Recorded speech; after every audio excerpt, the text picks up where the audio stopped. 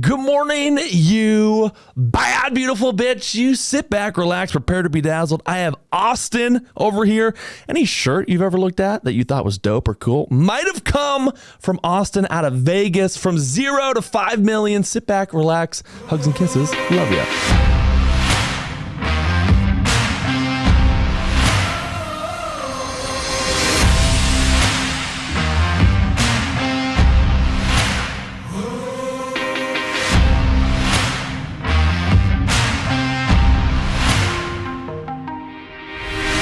So let's start at the very beginning. Like, give me like your grassroots, you're born in Vegas. What is it like growing up in Vegas? And then how do you slowly find yourself seeing this business that you've built now?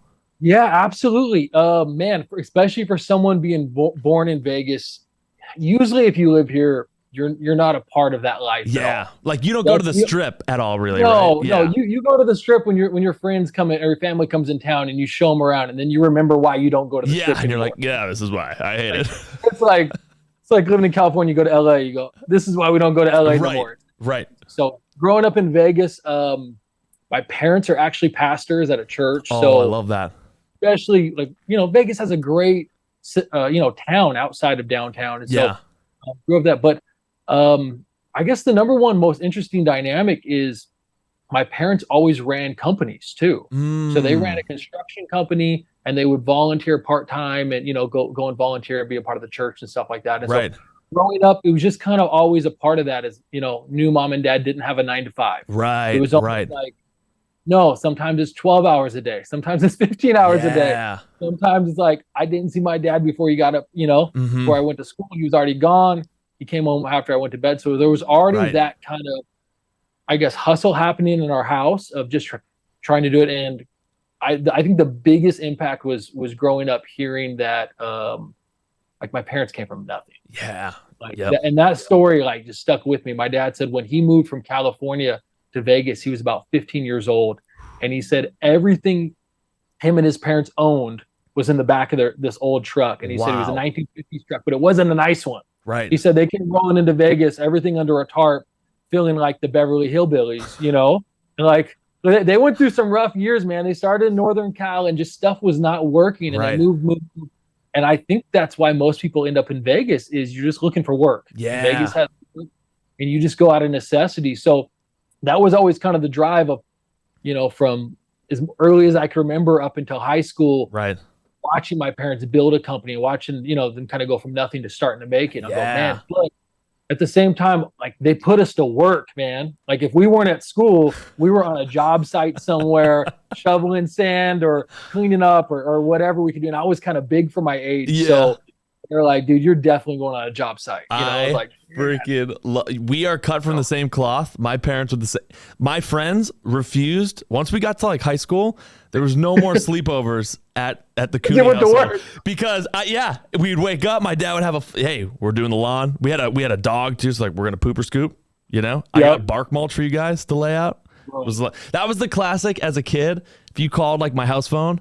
And I was like, and they were like, hey, do you want to do something today? And I was like, yeah. All I got to do is, we're going to build a boat. Then we're going to fix a fence. I got to lay concrete. And then we could probably hang out. Good after 4. Yeah. Give me 8 hours and I'm there. I won't miss a thing. We're cut from the same cloth. That's why I never understood kids that would tell me oh yeah, we just slept in for the last 2 months. When we got back to school, I'm like, what? Yeah. What? Right. I've been on top of the roof of the YMCA that we built this summer, doing stucco and ephes, and then I learned we just did not have that life. I think I learned how to drive stick on a work truck when I was 12. Oh my God. I bring it around the side of the job site. And so just growing up under that. But it was cool just learning that if you work, you make money. Yeah. I was like, this is an easy thing. You work hard, you make more money.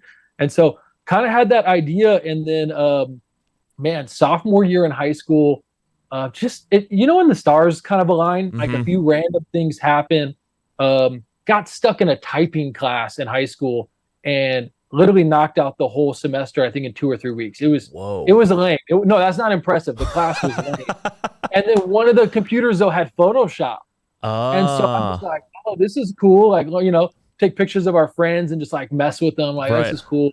And then a few things like that, got my permit. And so I would drive every day after school to go pick up errands for my parents. And I went to go get t-shirts from their t-shirt company and, you know, picked up some shirts, and the order wasn't finished. So I had to come back, and I just kind of walked into this place like, oh, printing t-shirts sounds cool. You know, like this is like a cool area. I'm kind of looking around, and I just called this guy, man, every day for 2 months and bugged the crap out of him until he'd let me show up and like clean the shop and sweep and everything. And the first day of school, I don't know if you know anything about how t-shirts are made. Is you screen printing, you make a frame, you make a screen, and my job was to clean the screens. And this was a little hole in the wall shop. The bathtub, or no, it was a bathtub. The sink was removed for a washout. I mean, I had a pressure washer, and I'm blasting these out all day. It's leaking. I'm getting drenched. And when I walk out, the guy, he tells me this. He goes, "Oh, you're not coming back tomorrow." And I said, "No, I'm coming back tomorrow." He goes, "Okay, I guess I'll change the hose out to the one that doesn't leak then." And it was almost it was a test. It was a test. And then I was like, "Oh, heck yes!" Like that. You think getting wet? You think getting wet's gonna deter me? You know? So, like, bro, I've been on job sites in the summer in Vegas when it's 115. Yeah, like, right. So did that for 2 or 3 months every day after school, just kind of learning how to do it. Thought I figured it all out. Thought I understood how to do it all. Completely over my head. End up going to high school for like a business program on accident. Got into it. So we had to build a business plan. And so come end of sophomore year, I convinced my parents to borrow like $2,000 or $3,000, which might as well have been $1 million. Right. Right. I wrote this business plan. I took all this stuff I had to do for class and kind of presented it to them and made it seem like I had an idea. I was like, I'm going to print shirts. And so sophomore year, I sell a whole total of $400, and I'm stressed out. I just brought. And who that was to who, like family, friends? Like someone at church needed a few shirts. Some kids at school, like a club, needed 50 shirts. Right.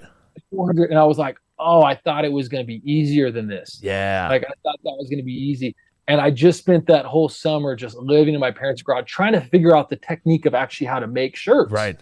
Because I had to give, even though I made $400, I had to give everybody their money back. Like that's how bad it was. Because the shirts were just not like. Bro, they would wash them and they'd come out and they'd be blank shirts again. Like everything would evaporate. I didn't understand how to like dry the ink properly. Right. Like the print would be crooked. Like it was all bad. And so just hammered down, man. My junior year, worked my butt off trying to perfect it. Got lucky where, 2 or 3 things happened where, you have to take like an elective in high school. Yep.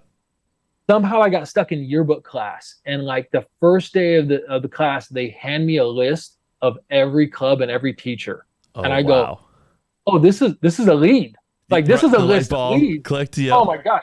So I would go every morning, and I would pick up, a cup of like a caramel frappuccino, and I would go on the list, and I would go bribe a teacher. I'd show up with this big, like caramel frappuccino. And teachers, I promise you, they won't turn it down. Yeah, teachers will. It's a great tip. So here's a caramel frappuccino. You don't know me. I know you're going to be doing chess club or yearbook or track and field or whatever. Let me print your shirts.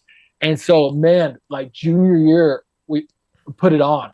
We put it on. I think we did $49,000 in sales. Get out of here! Really? As a junior in high school, yeah. You went from basically giving everyone their money back year one after the $1,000 or $2,000 loan from the parents to then junior year 1 year later, 49,000 in sales. I actually have it. Where is it? I have a plaque over here. Oh, I love it. It has like one of our first screens, and it says 2008, $450, and then 2018 when we broke $1 million in sales. Let's go. My dad gave me that for Christmas, and it was just like, man, it was the most important thing. But even though we got started. That summer, I learned that I had to get a business license in order for the school to write me a check. I had learned all this stuff. And then senior year, we did like another $50,000. And then after that, teachers kept moving. Like you said, we're in the Crater in Vegas. Bro, there's 300 schools in Las Vegas. Right. Yeah. All within the valley. Right. And so every year, a third of the teachers move to a new school. And then you get the phone call. Hey, can you come do this? So literally, just started doing that for, junior year, senior year, did a whole semester and a half of college. Yep. And I just hated it. Were you like, yeah, you knew it was just not the path. I knew, man. I mean, I wanted to make my mom happy. You know, she didn't finish college. I thought that'd be a cool thing, but semester and a half into it, and I was like, I can't do this. Like, yeah. You know, I remember sitting in my car, and the big thing is I just made a promise to myself. I'm like, if I leave this parking lot right now, never to return, I promise myself I will not quit. Yeah. I just will not quit. I don't care. Burned the boats. Bro, burn those boats, bro. Yep. Like, burned them. I mean, but then the thing is, it was 10 years till we broke $1 million in sales. Wow, so it wasn't okay. it wasn't you know, it was 49 grand and 50 grand and 70 and, right. and 120 and 240 and slowly. So it was 10 years of just head down. Right. That was my college. Yeah. Right. You know?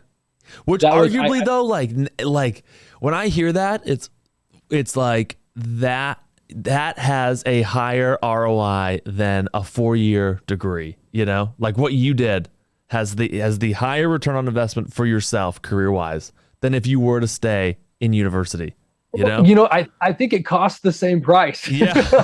Like just the mistakes, some of the mistakes and just some of the issues. And I could sell t-shirts and I could print t-shirts, but I had no idea how to build a team. Right. I had no idea how to do marketing. I had no idea how to do payroll and taxes. Right. And I had these two little skills that could generate revenue, but I had no idea how to keep revenue. Right.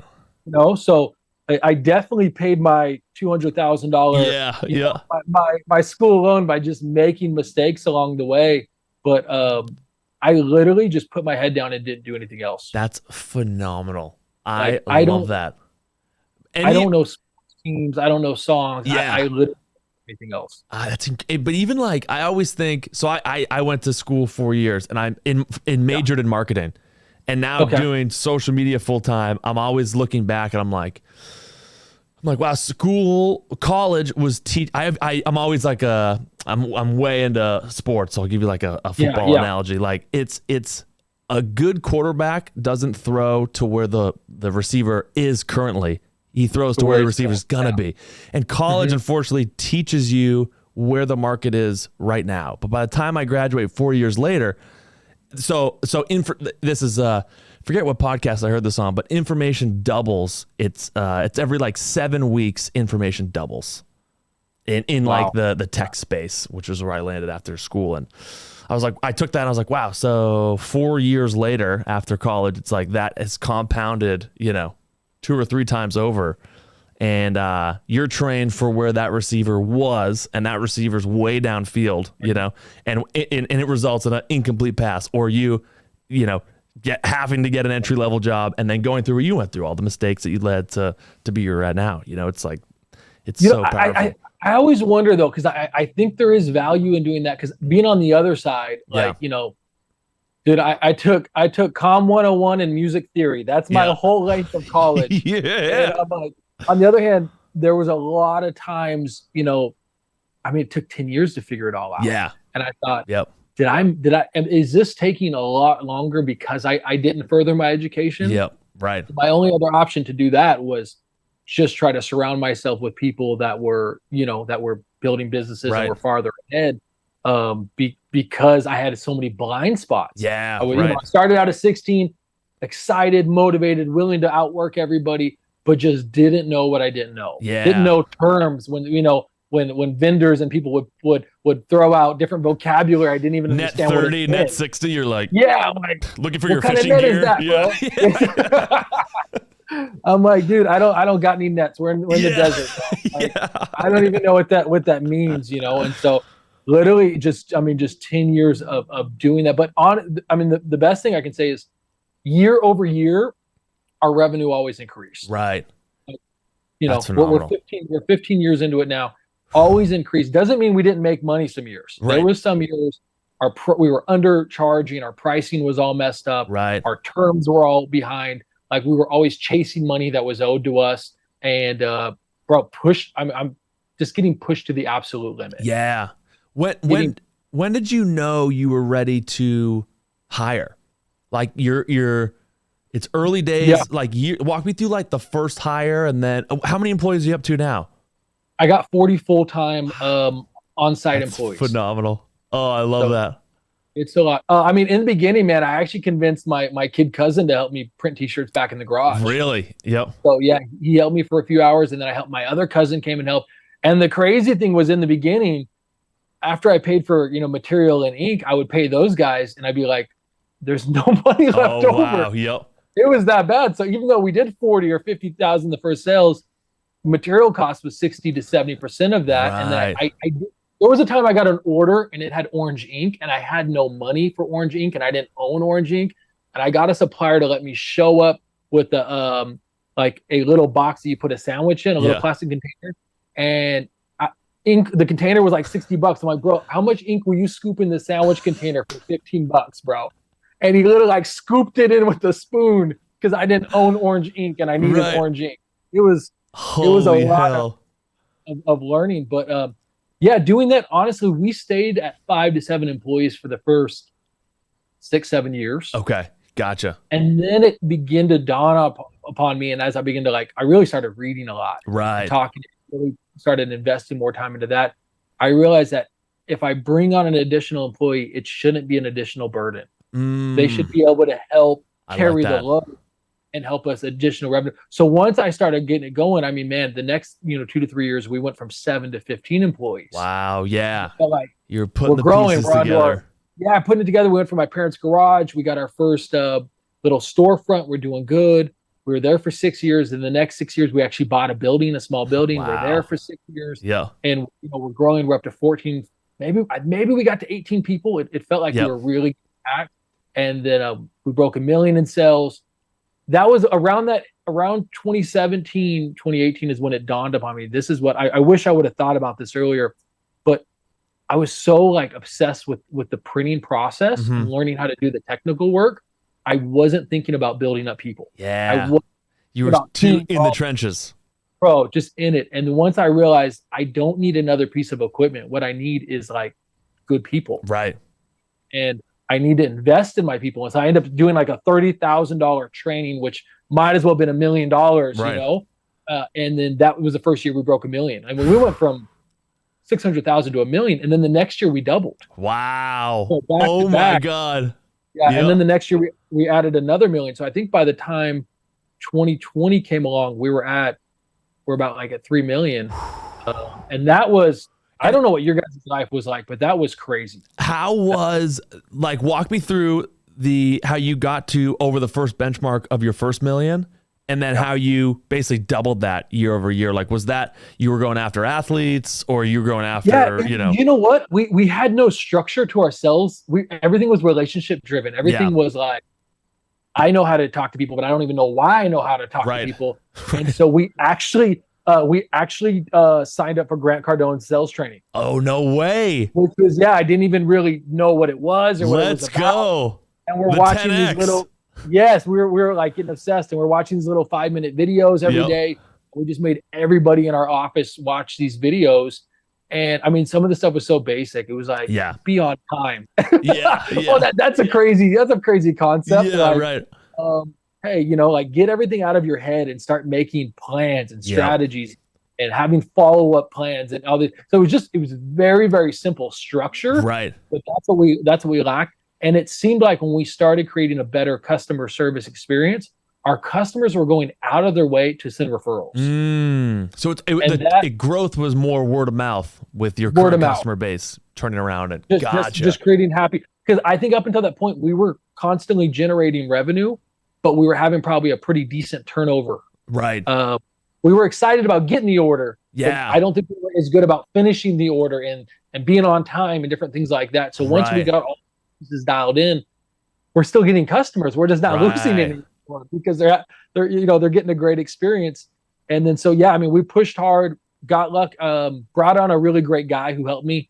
He jumped on board. He was actually a customer. He ran a small little marketing company. He jumped on board and kind of became my sales manager. Gotcha. And, getting a few people, because I don't know, in the beginning, because I was a kid, I was only hiring people that had nothing to do. And I didn't realize that most people that don't have a lot to do because they don't know very much. There's a reason for that. Right. There's a reason for that. There's a reason why they got a lot of free time on their hands. They're either other kids or there's someone who maybe shouldn't be on your team. Yeah, going down the wrong path. I'm like, oh, you always have free time, man. That's crazy. You should come. Come on in. This would be great. I could take some of that time from you, bro. Just driving the bus, just recruiting anybody that had, 2 arms and 2 legs. Like, that's incredible. What was? I'm always curious on the sales side. How big is your sales team now? And then what were some of your biggest takeaways from doing the Grant Cardone's sales program? I think we've got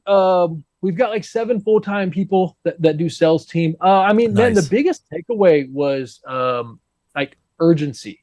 Yeah. Like urgency. And we kind of developed a system with our sales team where we realized if you answer the phone call really fast and you reply to emails really fast, just the urgency. Like if people are emailing us about ordering t-shirts today, if I emailed them back a week ago, they forgot about it. Right. Like if they're calling you or emailing you right now, they're in the train of thought. Totally. So engage, email right away, answer phone call. We used to all be we had a tiny little office and all of our desks pretty much bumped up each other. And when that phone rang, everybody went for that phone. Like it was like a Western draw. Like we were all going for our our 6-shooter. And everybody would grab the phone and just start with their spiel. And we'd look up to see who actually got the phone call. And we just got competitive. A bunch of guys in there just having a great time. But it was really that, man. It was like, hey, get it done quick. Answer the phone. They call you. If they text you, respond in a really fast, timely manner. And don't leave people waiting on you. It's like, it's like time kills all deals. It does, man. And then follow up. Sometimes you got to send 4 or 5 emails. I heard a quote that says the fortune is in the follow-up. I like that. I meet someone, we had a great phone call, but I don't text and email and engage and give them like, hey, by the way, it costs this much. By the way, here's the product. Like giving them all the information. It's impossible. They can't do business with me if I give them a call to action. So, I mean, a few really simple things like that went a long way. Yeah, I like that. Really long way. The fortune is in the follow-up. I'm going to take that. That's good. Bro, it's so true. Because, I mean, how many times have you met someone, you hit it off, but if you don't text them, if you don't call them, if you don't, remind them, especially if you met someone at an event and you don't reach out again, that was a one-time fun thing, but that's it. You know what's funny? You already were practicing that with me when Connor introed us, and then 5, maybe 10 minutes later, you texted me separately, just to kind of jam and say what's up in text. And I was like, oh, this guy is you gotta follow up. I hate the unknown. Like if you call a guy to come do landscaping at your house and you say, hey, like come by next week, and there's no more like, hey, I got your email. Hey, is it 2 p.m. the day before? I just want to let you know I'm going to be there tomorrow. Like, I just want to know it's going to happen. Right. So I think my clients feel the same way. I think we just want an assurance that it's going to happen. Yeah. So I think that's why the follow-up and communication is super key. And then, I mean, the biggest thing that helped me, man, is anytime like a phone would ring and I'd look down at a name, if I had any sense of like, oh, I don't want to answer that phone call, I just make myself answer it right. Yeah, I like that. Like if you get that email and you're like, I really want to put this off, I just make myself do the uncomfortable things right away. And 80% of the time I'd find out that phone call went amazing. I'm like, what was the panic? It was me. Yeah. Me just in my own way. And so we did that. But where it really started getting good, man, was it's sad to say, but COVID was the best thing that ever happened to us. Yep. World shutting down. I feel that. And giving us tons of extra pressure and like forcing us to pivot was the best thing that ever happened to us. Right. I mean, I couldn't agree more. I'll tell you, and it's funny, everybody that I talk to has either retired or they have freaking blown up. I don't know anyone doing things exactly the same way. 100%. I mean, that's COVID is when I literally downloaded TikTok as a total joke. And then when it was like, to your point, like the world slowed down. I was working at a tech company at the time. They had all these layoffs. I was part of that layoff. And I was like, what can I do? Like fill up my day now. And I would do 10 videos a day, every day. And then at night I would see, okay, what took off? What didn't at all? Analyze both analytics and then just double and triple down on what was, And at that time going viral for me was like 200 views. I was like, we're out, Bro, that's that take massive action. That's one thing I can remember from Grant Cardone stuff is he would say stuff like, bro, schedule 3 meetings at the same time. That's a good problem to have. It's a problem, but that's a good kind of problem. Like do 10 videos a day. Like, yeah. You know what? That is how I met Connor. Is when everything shut down. I'm telling you, like 80% of our business evaporated overnight. Really? When you print T-shirts for a large group of people, and there's no more large groups of people, no concerts, right? Nothing. Like I'm talking 80% of our company evaporated in a month, and we're like, oh my gosh, we got to start laying people off. I had this idea that I bet there's people out there that have always wanted to start a merch brand, and they're going to finally have the time to do it. Yeah. So we started running these janky Instagram ads and videos on, like I would shoot on my phone and just talk to the phone. I spent like $7 or $8 grand, and that was the most we'd ever spent in a month. And we stirred up 90 grand in paid sales that month. It was ridiculous. From running ads on Instagram, basically being stupid ads I shot on my phone right there. Within 30 to 45 days. I mean, we went from, doing like 150 grand a month to dropping down to doing like 10. Right. And then jump back up over the 100K mark and all new people. Right. And then I realized I can meet with customers on Zoom because I'm talking so I meet these guys in California. They're like, dude, all 3 of us are laid off. We're hanging out together. They're like, we want to start this brand. And so I start talking with them. So I met Connor through those guys. Gotcha. Okay. We start talking, and dude, I start making friends in cities all across the world. Right. And I guess it connected with what, there was COVID kind of gave everyone the moment to have a clarity. Like, totally. And I want to try something new before it's too late. You're spot on. The big breath, the big, like, let me look around and see what my options are career-wise. Yeah. Which we never really would have gotten without it. No, because you're too busy. You're too busy, head down, just going. And so we did that. But near that summer, man, that's when it got real. One of the biggest shops in Vegas in the print industry was closing. 250 employees. They contracted with the biggest, website custom T-shirt place in the country. Yep.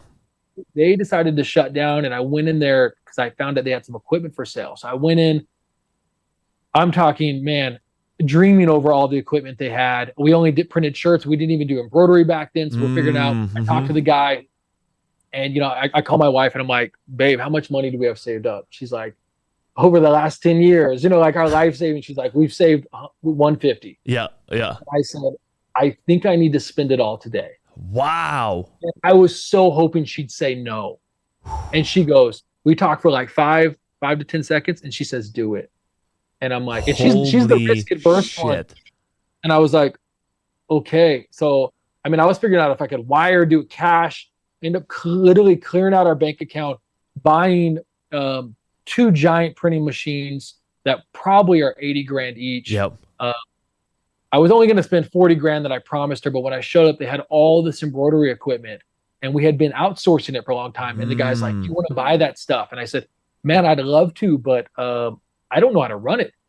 And I don't know how they ended their shop, man. It seemed pretty sketchy, but he said, hey, you see that those people over there? And I'm like, yeah. He's like, they don't have a job Friday. He's like, we're closing Friday. And he's like, it's okay. He's like, can I send them to come talk to you to see if you'd want to hire them? So we went from 18 to 35 or 32 employees in a weekend. Oof, wow. Spent every dollar we had, spent 150 grand in cash. Bought this equipment. We were already planning to move to a new building. It kept getting delayed because of COVID. And man, that was in the middle of the summer. And so we're onboarding.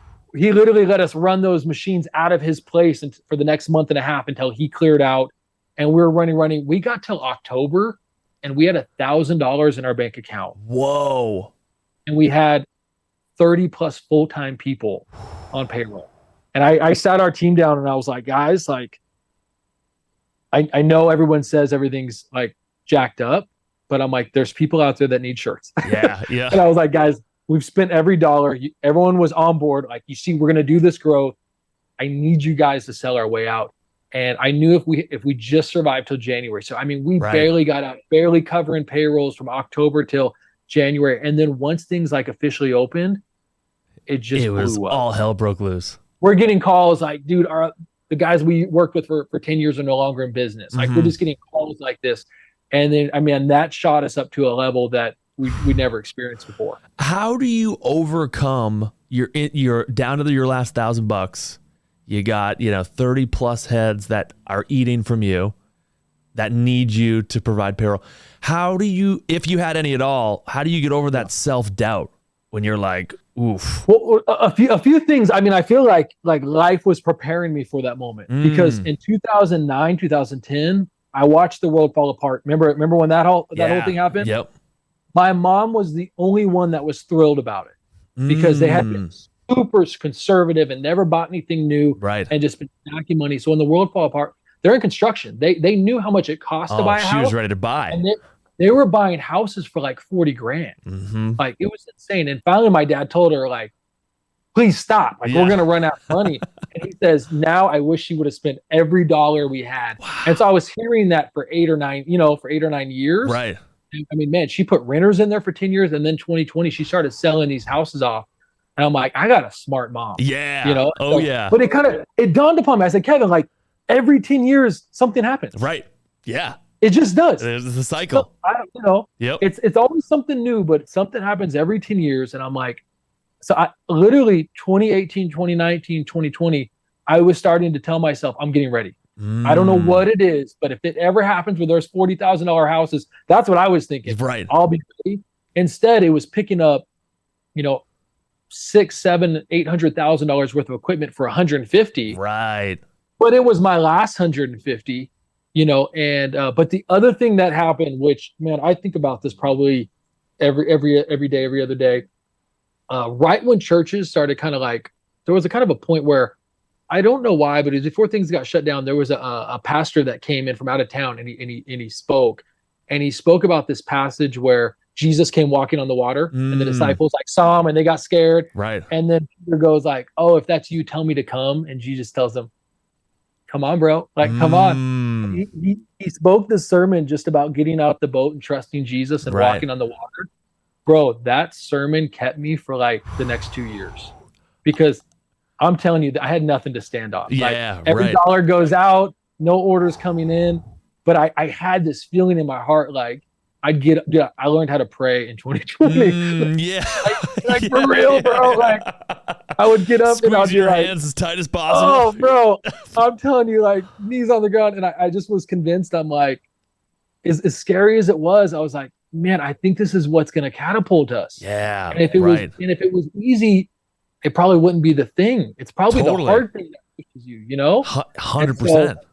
And then the fact that my wife was on the same page, like just fate. It's fate. Yeah. Like I had to do it. I had to do it. Fate. I'd wake up every day and be like, God, I don't think you brought me this far to fall apart. Right. And I love like the slingshot analogy.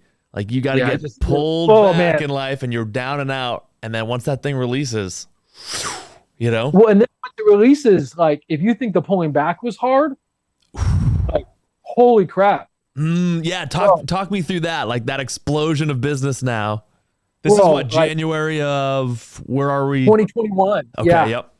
Yep. Bro, end of December, we get this order and they call us, and this is, right before Christmas. They say, hey, we got like 2,000 shirts we need printed in 2 days. It's for an Amazon event. Can you guys do it? And I'm thinking, oh, we ain't got no work anyway. It's like, yeah, we could do it.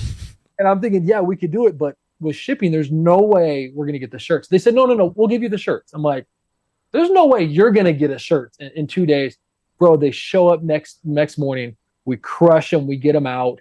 We drop them off. The following Monday, this new customer goes, hey, we got feedback from the customer. They were wondering why the Rush shirts looked better than the first shirts. And we're like, yes. And the lady goes, I'm gonna send your contact to some other people into our company. Within the next few days, I'm telling you, I get 50, 60 emails from different people in this company. And I find out there's like 150 salespeople in this company. And they're a big marketing company. They do Fortune 500 companies. And we get on a roll with them.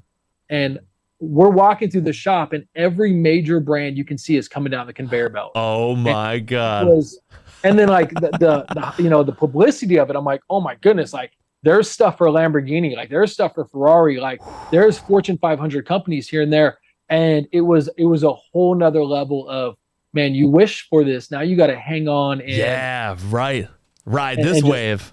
You got to ride this wave. And it was hang on for dear life because we had the staff and the equipment, and we had to push that to max capacity. Yeah. I mean, there was times, man, we get here before the sun comes up, and we leave. Yeah. Way well after it's down.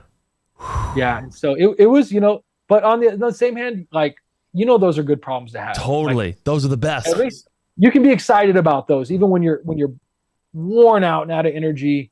At least you're moving. Totally.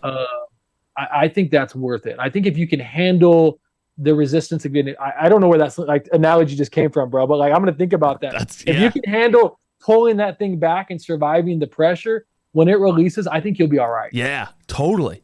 It won't be easy, but right. I couldn't. And what after you guys got kind of catapulted out that year, what did gross revenue look like? Like, was it at an all time? About a little over 5 million. Whoa, so, that year from 2.5 to 5. Yeah. So which was crazy. And then I mean, honestly, that was even 2021. I mean, 2022 came around, and that went crazy. And then even this year, signing, bringing on our first NBA team, which was crazy. Oh, yeah, I was seeing that online. Producing NFL flag nationwide in Canada, doing all this stuff. It went to a whole nother level. And that's when even like my goal the last year has really been like, I know how to run a small business, right? But I don't know how to scale. Yeah. Like going from 5 to 20 million is a completely different monster, right? Than 0 to 5. Right. So now which one's harder, getting your first million or crossing the, where are you at now? Gross revenue. You're crossing. We're like a little over 6. Okay. We'll maybe hit 7 if everything goes great into this year. Next year we're shooting for 10. Yep. What was harder, getting over the first million or crossing 5 million? The hardest was the first 50,000. Like, ooh, okay. 2000, I don't know, 14. I had 6 people in my office. 4 of them are printing shirts. So there's like 2 of us in the office, and me and Miriam, who she runs everything. We're like, we're gonna do $50,000 in sales a month. Like that's that's crazy, bro. It took us 9 months. I'm talking 40, 43, 45, 48, right, back down to 39. But once we crossed that 50K, we never went back. Yeah, like never went back, and that was the hardest. I think as you grow, you got more resources. You can attract better talent. You know what I mean? You got a bigger team. I think going from 10 to 20 will be the easiest. Yep. I love that. And is it all still word of mouth? You're for new business? Part of your sales team now and word of mouth? Yeah, a lot of sales team. I mean, a lot of like SEO and just making sure we rank, but we don't spend that much in ad budget. Yeah. A lot of it has been. I mean, one of the things that I did this last year, which was kind of like a massive goal, is like I wanted a supercar, man. That was on my list since I was 5 years old. But I told my wife, if I do this, I got to figure out how to use this for business. Right. And I ended up getting connected with a bunch of different car guys that host clubs all over the place. Oh my, that's where we picked up, some NFL contracts just from guys getting around people that have like $10 to $50 million businesses. Right. And 8, how do you manage 8 businesses? I don't know how to do that. Right. But holy crap. So being able to be the small fish in around some big fish, that has been incredibly helpful. What was the supercar you locked in? I got a McLaren. Oh, let's go. So it's cool, man. My kids like it. Let's go. Mean, it sits in the garage 90% of the time. I take my daughter to get donuts on Saturday. Yep. That's about it. But as irresponsible it is, there's this little 10-year-old, goal, like 10-year-old boy. You got it. Just spot. Yeah. But I do got to say, through networking within car groups, I've probably generated enough revenue to buy the car 5 times. Really? Yeah, that's why I don't feel that irresponsible about it. Because I was like, if I can't use this to connect and do different things within the first year, it's got to go. Right. Isn't that crazy? If you didn't have that passion of like if you weren't a car guy, it would have never unlocked this whole new world of getting in the car world, getting in the NFL space. That's crazy. It's absolutely insane, man. And but I think the key though, is I'm sure you experience it too, is like getting more hungry. Yeah. And realizing, man, it's been great to experience success, but now I'm trying to. John C. Maxwell, I listen to a lot of his stuff. He talks about moving from success to significance, and about like success is what you get. You know what I mean? Significance is who you help. Yeah. And once your bills are paid, that's great. My kids get okay. They're gonna eat all their meals. How can I make sure other people start achieving their goals, like within the company, within other things? I mean, one of the things, I had a friend in 2009 who bought a Lamborghini. Oh, wow. I didn't know you could own those before that. I only had a poster. Right. He bought it in California. I literally met him at the airport, and he let me drive back. Or I didn't even drive. I sat in the passenger seat. Yep. That level of exposure kept me inspired for 10 years. Yeah, 100%. Because I'm a car guy, and so I'm like, man, how can I now start sharing experiences with other, kids that are 20 and guys that are early 20s that, it might be something that turns them on for the next 5 years. Totally. Helps them push and just realize, dude, it's possible. If I can do it, I'm not that smart. If I can do it, anybody can do it. Just I'm impressed that you said you did 10 videos a day, because everyone wants to do one video and stop, and why didn't it go big? Anytime, when I was out in Vegas, actually, there was a photographer I met. She works for the NFL and the MLB and MILB. She's there, and she's like, I have so much cool access to clubhouses, a lot of behind the scenes stuff. She's in there with the locker room. She's in the dugout all game. Same in the NFL. She's on the sideline. She's like, all I want, it's all contracted work. All the photographers are basically just 1099. And she's like, I want to make content and be an influencer. And then but she had two things. She hated crossing that barrier of, if I make a TikTok, my employees my friends, family, and coworkers are going to see it. And I don't want the judgment. And then also I don't know what to do. I don't know what the output's going to look like. And when I said two things back to her, I was like, and this is a Alex Hormozi line, you got basically 100 years, hopefully, give or take, less or more. You're going to die. Everyone that hated you is also going to be dead. and then after that, it's a wash. And then maybe Absolutely. He said, this is a tweet or an X now, whatever we're calling it, a little while ago. The Queen, this is 3 months after the Queen died, Queen of England. Alex Hormozi goes, the Queen of England died. How many times have you thought of her in the last 3 months since she died? And she ruled England for 500 years. Forever, yeah. So if we're not even actively thinking about a queen who ran all of England, for us, once we go, it's who gives a shit about the judgment, Dude, I agree. I always just think about, do I want it more than I care how uncomfortable it is? Yeah, I like that. And if I do, then I guess it's going to be uncomfortable. Yeah, right. I guess I'm going to be uncomfortable because either I'm more scared or I want it more than I'm scared. And if I want it more than I'm scared, I guess it's just going to suck for a little bit. Right. I always go to what's the alternative? We don't do it. And then I'm 80, 90. And I'm like, God, I'm 28 right now. I'm like, when I was 28, I should have freaked, you know what I mean? Bro, 20, I mean, you're in the middle of it. I think about, my mom says this a lot. And my mom started a food pantry here in Vegas. Oh, nice. 9 years ago. She started putting boxes of food in the back of her car and taking to people. And now I think it's definitely the largest food pantry in Las Vegas. They feed about 100,000 meals a year. It's crazy. Oh my God. It went from back of the car to now 200-300 volunteers, semi trucks showing up. Whoa. And she always says this. She goes, hey, just remember, you're going to be really bad at everything you try in the beginning. You're just going to suck. You're just going to be bad at it in the beginning. Yeah. So just be okay with it, because the only way to get better is to keep doing it. Yeah. So right. Don't worry how bad you're going to be. Of course you're going to be bad. Don't even expect you to be good at it. Right. You're the only one that thinks you should be good at it. She's like, you'll be bad. What's the name of the food pantry?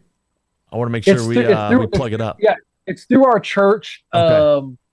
I don't think the pantry has a name. It's just it's a church called TCMI. TCMI. So it used to be an old abandoned movie theater. Oh, no way. So they renovated it. And so a few of the theaters now have industrial freezers and fridges in there. And man, every Saturday, 300 to 500 cars show up, and they do a drive-through, and they just fill their trunks and their their seats full of boxes. It's incredible. That's amazing.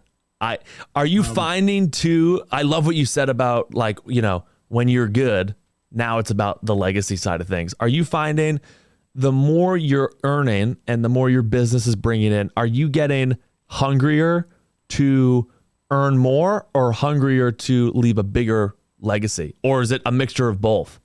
Man, right now, like my goal is to give more. Yeah. I like that. The first time I gave more than $100,000 in a year, like I was like, holy crap. Yeah. That got me more excited. Set your soul on fire. So like instead of, I used to have sales goals and push it, and then I just realized like I just want to have giving goals. Yeah. You know, like when COVID happened, I was out there directing traffic, and the pantry is only like, the food pantry is only from like 8 in the morning to 10, you know, or sometimes even it's like an hour and a half. There was so many cars that showed up during the pandemic. We'd get there at like 6 a.m. People would start parking at midnight the night before. And I'm telling you, the line would go until like 2, 3 p.m. And you could see the fear on people's face, especially during the pandemic. I mean, and you're not seeing just, you're not just seeing like, I mean, rarely was there homeless people. It was normal people, elderly people, people that had to choose between medicine and food, all this stuff. You see the fear on their face. And I was like, man, that sucks. Like, how can I, you know, how can, especially since we survived it all, I'm like, what can we do to help make at least Vegas, our community, you know, something a little bit better place? And so that's my passion now. Is like, man, I want to help. I want to help give. I want to have multiple people in my company that make over $250,000 a year. Like, that would be a huge goal. Yep, I love that. Giving goals. I love that. Setting giving goals. That's the one thing that turns me on, because like you have to earn enough to be able to give enough. Right. Like it's a given. Totally. Like for me, like as a Christian, like a tithe is 10%. Yep. So if I'm going to give 100, it means I got to make $1 million. Right. If I'm going to give 250, it means I got to make 2.5. Right. And it's like, man, like, and yeah, I think the more just trying to be generous and giving and things like that, like to me, I feel like it's almost an endless loop. The more you give, the more doors open up, and the more you're trying to manage, and then the more you give, and then the more opens up, and you get to the point where you're like, dude, I'm hitting way above my 100%. And I'm not. I couldn't agree more. And I always love I think this is a Tony Robbins line. I always forget where this came from.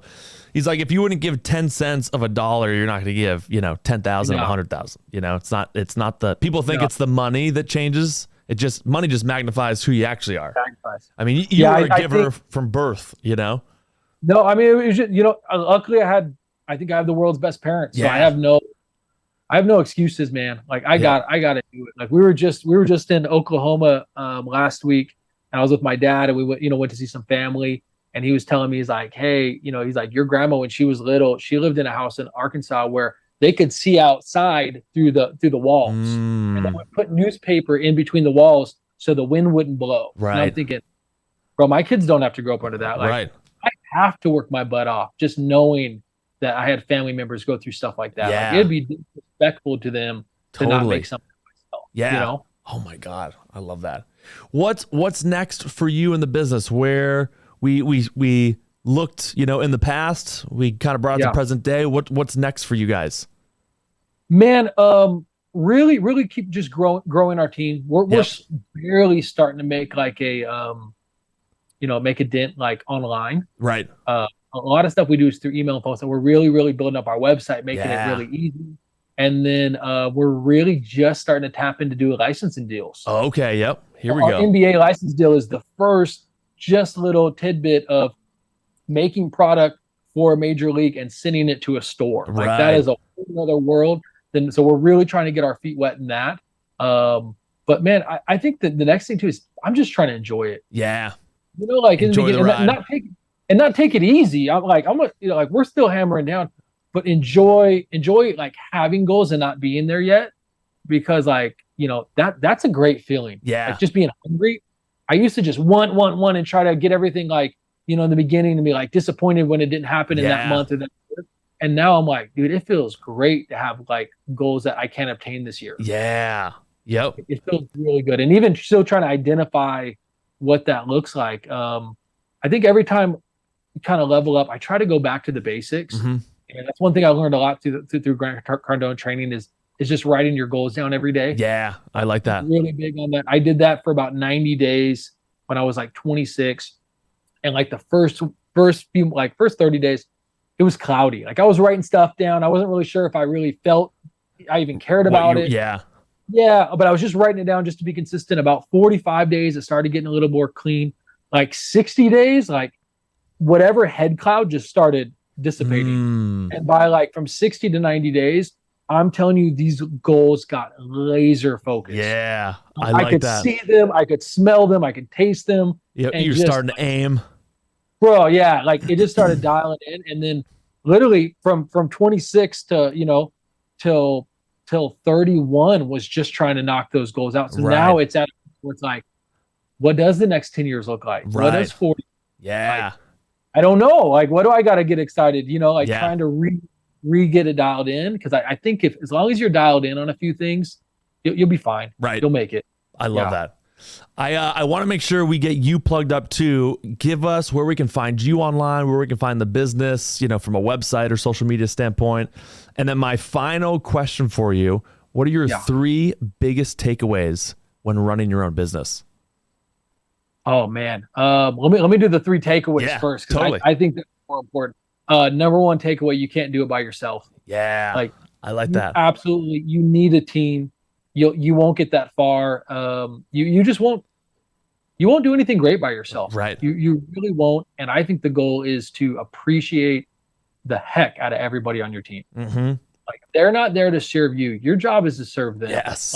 And if you help and you equip them, they'll take you way farther than probably you even deserve to be. Yeah, so absolutely. I think that's number 1.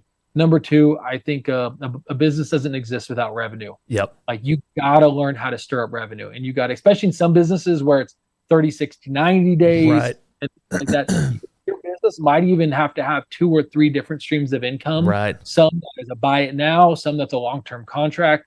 Like, I think having multiple ways of getting paid, so that way you're constantly keeping cash coming, is absolutely, I like that. Absolutely essential. And then I think that the third is the business won't grow unless you grow. Like, you are the lid on your business. Yeah. Like, that's why the business took us 10 years to hit $1 million.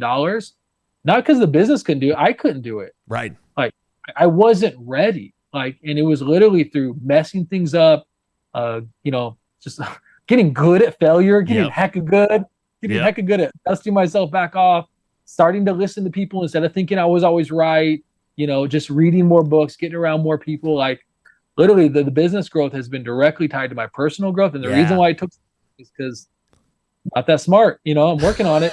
I'm with you. All right. That's one of my favorite Jim Rohn lines: for things to change, you have to change. Bro, and I was like, you're a Jim Rohn? You're a Jim Rohn fan? Every time you said a name, I get goosebumps, because even like your relationship with your parents, like we grew up the same relationship with parents. We listen to the same. Yeah, I am. Oh man.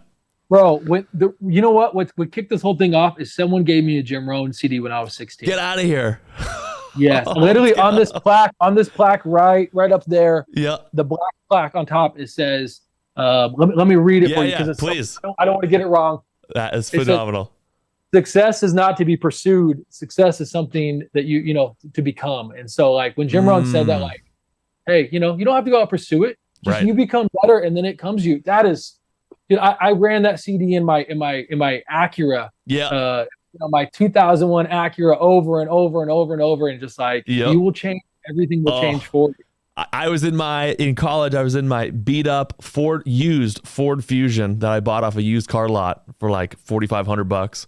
And I would hold the wire till my phone wasn't working, and I would throw. I'd be driving and holding it, listening to Jim Rohn. That was it. Bro, no. Okay. Yeah. Kevin, now I know you're gonna make it now, bro. I know you're good Lord.